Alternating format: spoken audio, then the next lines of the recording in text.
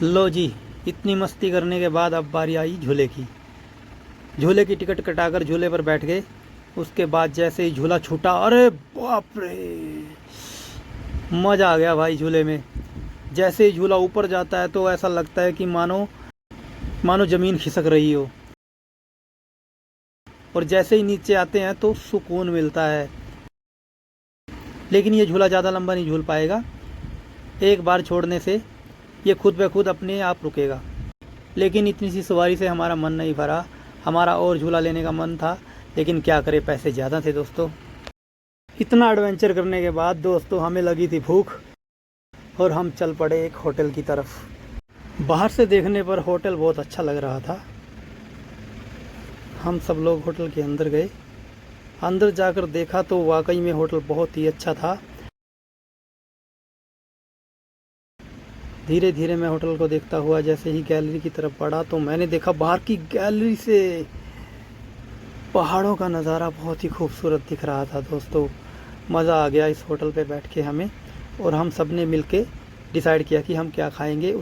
उसके बाद हमने मिल के खाने का ऑर्डर किया, और जब तक खाना रेडी होता है तब तक हम लोग बैठे रहे इस गैलरी के बाहर, और हमने यहाँ से नज़ारा लिया खूबसूरत वाला। मैंने देखा एक आदमी अपने घोड़ों के साथ जा रहा था, जो सुंदर घोड़े थे।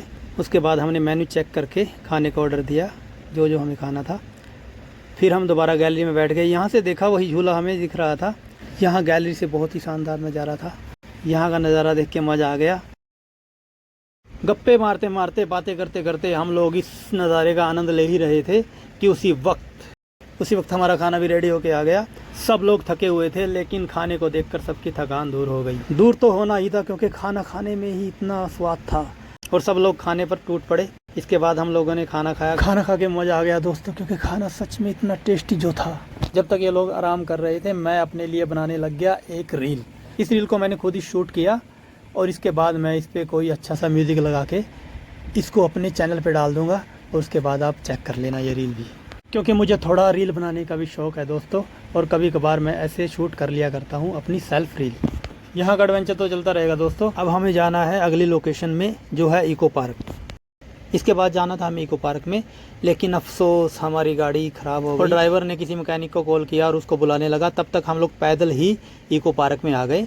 यहाँ आकर हमने देखा यह पार्क बहुत ही बड़ा, और बड़े बड़े पेड़ थे यहाँ पर। हमें बहुत ही अच्छा लगा, लेकिन दोस्तों हमारे पास टाइम की कमी होने के बाद हम इसे पूरा, यह जंगल बहुत ही बड़ा और देखने में खूबसूरत भी था, लेकिन हमारे पास उतना टाइम नहीं था दोस्तों, और हम लोग जल्दी ही वापस आ गए। इसके बाद हमें अगली लोकेशन पे जाना था। इसके बाद हम कुछ दूरी पे चल के आ गए एक नई लोकेशन पे, और यहाँ पर हमने सबसे पहले कॉटेज देखा।